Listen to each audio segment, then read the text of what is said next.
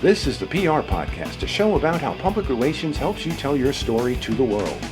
We talk with great PR practitioners who have the skills, creativity, and just plain savvy to get their clients noticed. Now here's your host, Jody Fisher.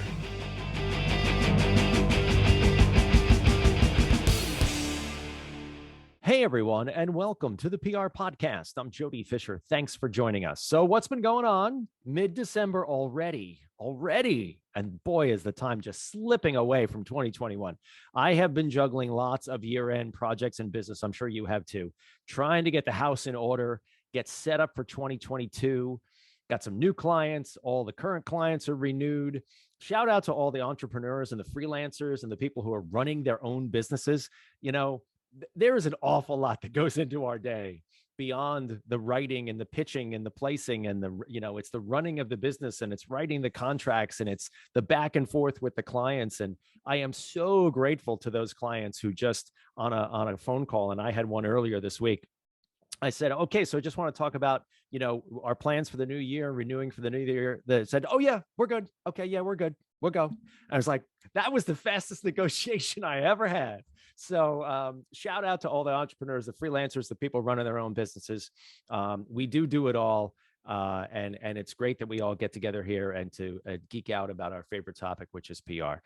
Let's stop me bantering on and get to the business at hand. We have a great guest this week. Let's get right into it. Hinda Mitchell is the president of Inspire PR Group, which she founded in 2014 with the belief that the best decisions are made with inspiration and rooted in values and purpose. I love the sound of that. She has led communication strategy and response for numerous high-profile national crises in manufacturing and production, construction, real estate, environment, nonprofit organizations, schools, activism, food safety, and animal agriculture. She is a sought-after public speaker and an integral part of the PR Twitter community online where we met on Twitter. Hinda, welcome to the PR Podcast. Hi, Jody. Thanks for having me. I'm excited to be here. You and I talking right now is proof that people actually connect in real life from social media into flesh and blood, at least talking to each other on Zoom right now. It's but I can true. see you where you are. You can see me where I am here in the PR garage. And it has been a terrific tool. I don't know what your experience, before we get into talking about you, your experience on Twitter, talking to other PR professionals and other people. I think that sometimes being a PR person and especially being an owner can be a really lonely and isolated sort of world to be in. And it's so great to get online and talk to like-minded people, learn things, swap horror stories. And a lot of it's just like kibitzing, right? We're just like, we're just looking at crises and PR gaffes going on in the world. And sometimes we're a little snarky, but a lot of times I learn some interesting things and I certainly make some great new contacts. Absolutely. Yeah. And I'm so glad that you and I connected on Twitter there, the PR Twitter community, and so glad to have you on the show. So let's talk about you and let's talk about Inspire PR Group. Tell us about what you do. Sure. So we are a full service PR firm, right? Isn't everybody a full service PR firm? But with the air quotes. But what we do a little bit of everything. We do crisis communications. We've talked about, we do strategic counsel, we do digital, we do earned media, trainings and coaching, lots of public speaking, things like that. The thing I think that probably, and some folks have said, this is really not a good strategy, but here we are, is that we don't really have a niche. When I founded this firm, I just sort of wanted to do things that I found interesting or that I was curious about. And what it's meant is that we've acquired a really terrific range of clients across a variety of sort of sectors and industries. A lot of our work is in food, and that ranges from everything from working with farmers and commodity organizations to food production companies, restaurants, food service industries, and even in the hunger relief space. So we're seeing food all the way around, but a large practice actually in food and agriculture. And then after that, we get into things like nonprofit organizations. We do a lot of K12 public and private school education work. and a little bit in energy and sustainability as well. So really, it's if we find it interesting and we think they're a cool client to work with, we're like all in. And there are 17 of us on our team. That is so great. And I do a similar thing. I have a couple areas that I'm good at, right? But I have the same approach to clients. If I think that I can wrap my brain around the subject matter and I believe in the client, they give me a good vibe, we connect, and I think I can do good work for them, I will absolutely take that client on. I will also not hesitate to look the prospective client dead in the face and say, either I don't do what you need, or if I try to do what you want me to do, I'm going to be really bad at it. I had a former boss tell me, we try to do things we try not to do things we know we're going to suck at. And it's the truth. It is so true. It really is. And I have to say, that similarly, we certainly have declined some work over the years. And, I don't have a hard time saying, you know what, it's probably not a fit for us.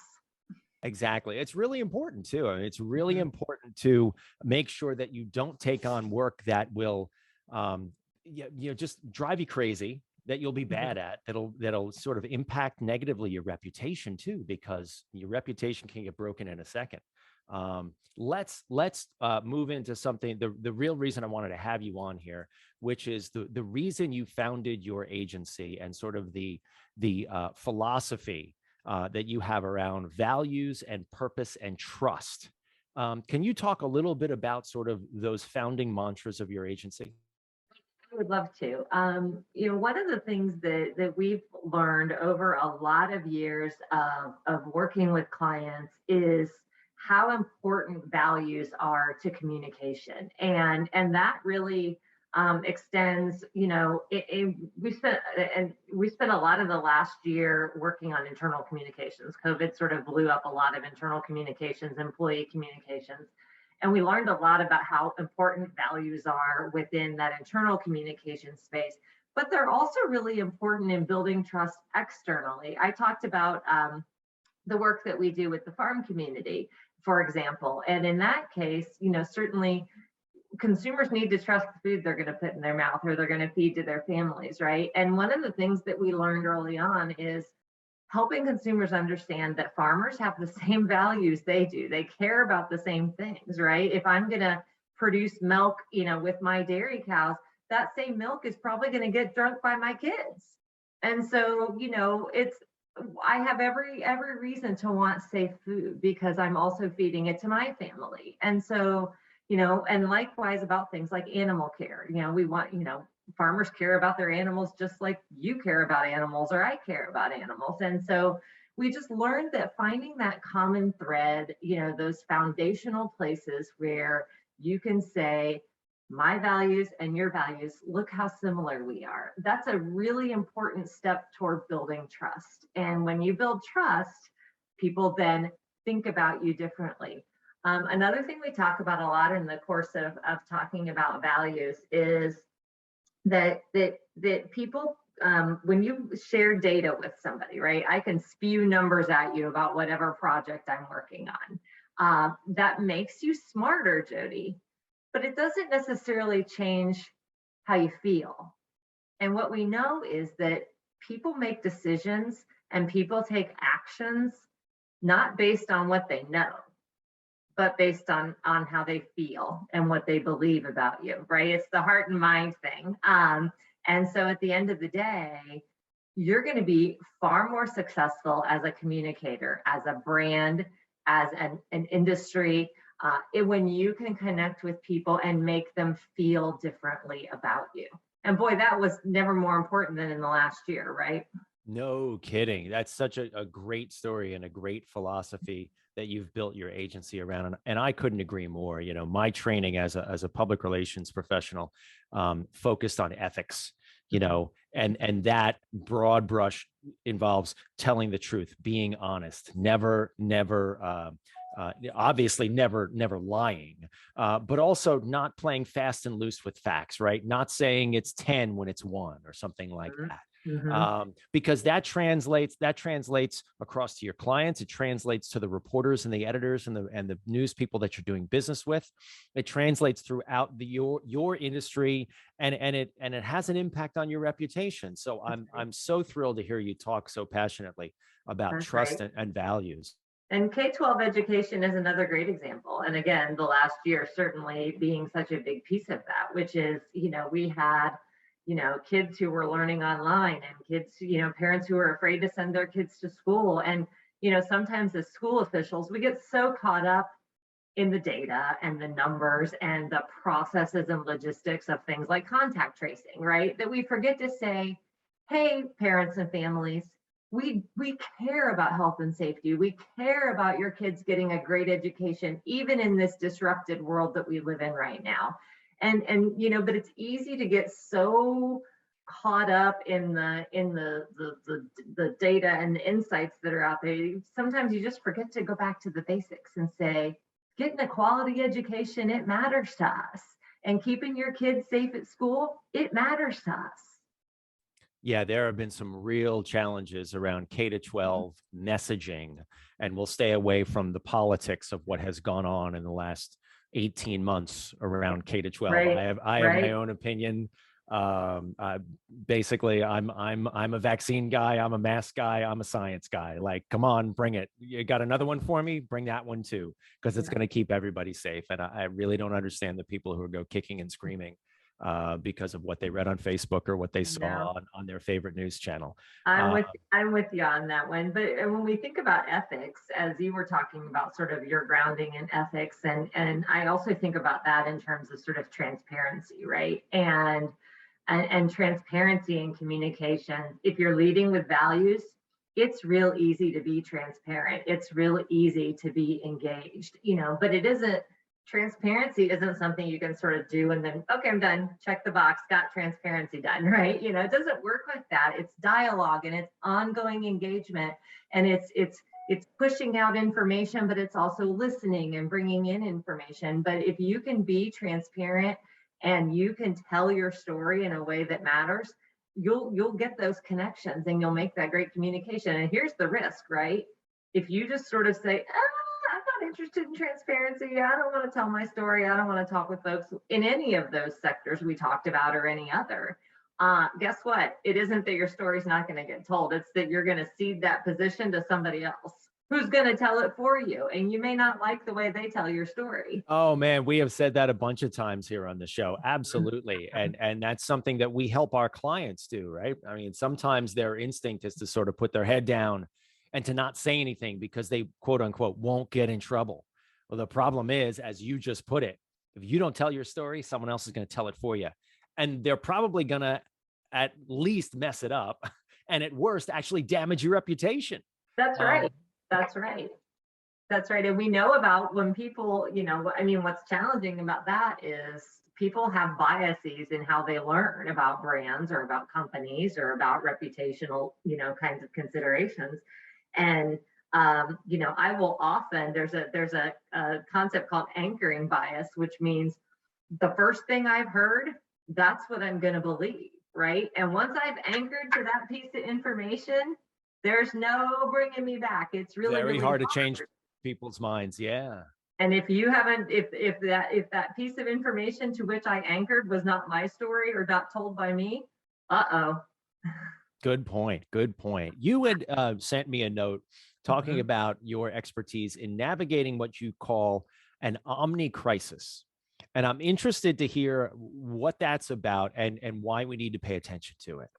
I did. And I think that, and this is a topic I spoke about a lot over the last year, because I think it was easy for all of us and communicators and businesses and brands alike. We got so caught up in the COVID that we lost sight of the fact that COVID wasn't the only thing happening. And you made an allusion to some of it, which is all of this sort of divisiveness and debate and disruption and controversy around politics, around vaccines, around lockdowns and things like that. So there were all of these sort of interrelated pieces that were really bigger than just a public health crisis, because all of those other things sort of sprung off to the side and became their own crisis. And in the midst of all of that, we had unemployment issues. We had businesses closing down. We had all of the K-12 education pieces and the college pieces, higher ed as well, that came up as a part of that. We had, and then if that wasn't enough, we had all of this social injustice and all of these issues with race happening and protests and police shootings. And so I think that while we all sort of wanted to sort of throw our hat into the COVID ring, there were all of these other crises happening at the same time. And it was really important for communicators, and especially with regard to things like internal communication and communicating with your employee teams, to say, hey, we get it. This is more than just one thing. This is a whole lot of things piling on. And those sort of lived experiences have really changed the way we take in information, the way we consume brand marketing, and the way we do our own homework. And I think it really all then circles very nicely back to the fact that I want to know more than just that your product, if you're selling me a bar of soap, I want to know more about than just it's going to get me clean, right? I want to also know that it was produced responsibly, that those folks who made it are making a living wage. I want to know that the box that it came in is recyclable. All of these things. I want to understand. Does that brand have sustainability initiatives in place? Are they thinking about how their products are good or bad for the environment? And so again, that all then swings right back into that values message of not forgetting to say we care. Yeah, that is a new world that we live in, that at least in my experience, if you rewind the tape 25, 30 years ago, that really wasn't part of the calculus of choices, as you put it, what bar of soap that we used, or what's breakfast cereal that we ate, or, on and on and on. And now it really is. And so that's an added part of our job, to help our clients tell that story, tell it effectively, and tell it, I think, repeatedly too, right? It absolutely is. And I think what we've learned in this sort of age of the Omni crisis is that, your tone matters, right? How you engage with that critical audience matters. The frequency and cadence with which you engage those audiences. How do you communicate? I mean, how many of us got that, 18,000 different versions of the email of in these uncertain times, right? From every brand, airlines and hotels and restaurants and retail and anything, right? So that frequency and cadence of that message matters. And so I think as communicators, our job is to take all of these pieces into consideration and to say, what's around the corner? Right? The responsibility of a communicator is to fill in the white space. Yeah, and as you said too, in our offline discussion, remembering the people who are kind of on your side, your internal comms, your employees, your stakeholders, those are the people who can help you with that message and translate that message to the external audiences. How do you treat the internal comms? So one of the interesting things about my business, Jody, over the last year is we've always had an internal communications practice, right? It's something that we do. But boy, oh boy, over the last year, did its importance change. And in fact, a lot of the, like, for example, I mentioned we do a lot of restaurant work. And, usually that's marketing and influencers and social media and, fluff and stuff, kinds of fun things to do in the PR world. And in fact, over the last year, we spent a lot of time helping restaurant companies talk to their employees about keeping them safe again, and leaning into those values when it came to, we do care about keeping you safe. We do care about keeping this business running and keeping this job going. And I think it was doubly hard because not only were they worried about their safety and their paycheck, But they had all those other things going on in that Omni crisis too. They had kids learning at home that were never there before. They might have had a spouse who was an essential employee who had to go to work, but oh wait, they don't have childcare, right? So we really had to change how we thought about employee engagement to go beyond just here's the company newsletter, or here's the, we're going to have an anniversary party, or, it's so-and-so's birthday lunch, and that's been a lot of what sort of, traditional HR communications looked like. But what we know now is that employees want more, and they want more information. They want to hear it from people consistently. We spend a lot of time finding the right ways to communicate. Less is more, brevity is good, right? Because they were also getting hammered with all these other messages like we were. But we also spent a lot of time saying, hey, we care, we're going to work with you, we're trying to figure this out like you. We understand that your personal life is as upside down as you may feel about things in this life. And so it was about finding new channels and new tactics to help engage employees and to make them part of this conversation and not just sort of a cram down when things got tough. Is there a particular situation, not to put you on the spot, but is there a particular situation or a client that comes to mind when you're describing this as sort of how they navigated it well? Is there anything that you did or helped them do that was particularly effective? Yeah. There are, and I can think of a couple, but one in particular is a large food production client. Had multiple sites, multiple states. They were essential workers. Food producers were essential workers, and so they kept coming to work. But the guidance was changing about masks, about vaccines, about everything. And we spent a lot of time really crafting, what was our message going to be? And we even went back and looked at our core values, our stated values as a company, and said, how do we interlay what's important and how do we test against that, right? So if the test of the communication is the values, you're going to win. Because if this communication conflicts with what your values are, you've got a problem. And so in that sense, we were able to successfully layer that in. They didn't lose a bunch of employees. People were engaged. The other thing that we did that I think was important is, in an environment like that, in a manufacturing or production type environment, you have people who don't have email, right? I mean, these are not people you can just e-blast with the next corporate memo. And one of the things that we did in that case was we regularly provided talking points, messaging to supervisors and managers, those folks walking the floor, those folks walking around and talking to plant employees and saying, hey, they want to hear this from you. You need to help us reinforce this message. It's not enough to come from the CEO or the president. They want to hear it, and we need to make sure that message gets out. And so arming those folks at that mid sort of manager level who do talk to the line labor, that also really matters. That goes back to trust too, because getting, even if you do have an email, right? Getting it from the CEO is like getting it from a white box somewhere. Like, who is this? Yes, I recognize the person's name, but does it matter? But it matters when Joe or Sally, who I see every day, who's my direct manager, my direct report, comes over and explains something to me. That really cuts to trust, doesn't it? It sure does. It sure does. We get those sort of trusted messengers, right? Those voices that can amplify the corporate message with a personal touch is exactly what you're saying.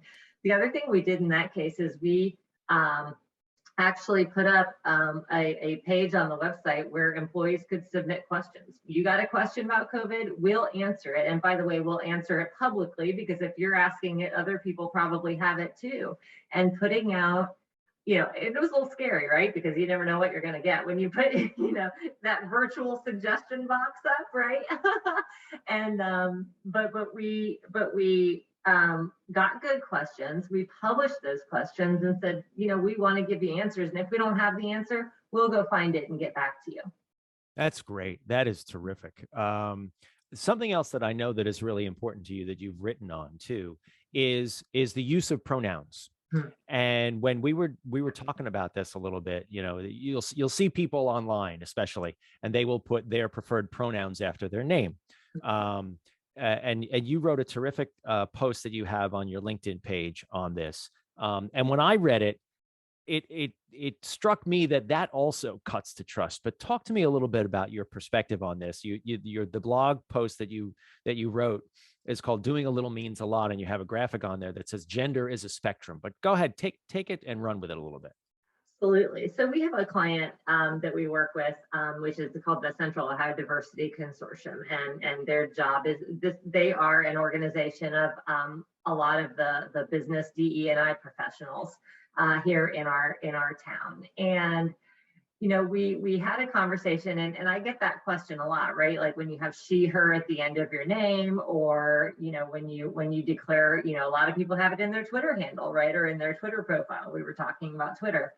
And I said, does it make a difference? Does it help? People ask me about it, and I'm like, and I asked our client, and I said, why? And he said, it's a really small thing you can do that is going to make somebody else feel more welcomed and included.